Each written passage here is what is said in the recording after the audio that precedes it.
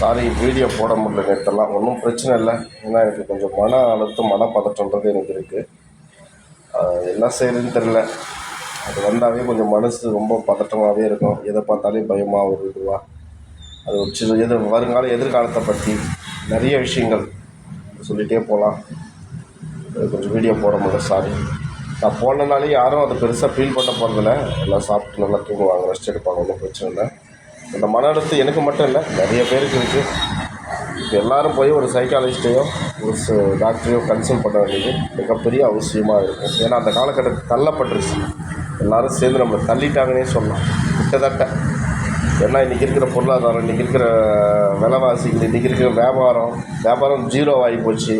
பட்டு அடுத்த தலைமுறை எப்படி கொண்டு போக போகிறோன்ற பயம், சரி நம்ம போராடினே இருந்து இறந்து போயிடுமான்ற பயம், நிறைய விஷயங்கள் இருக்குது.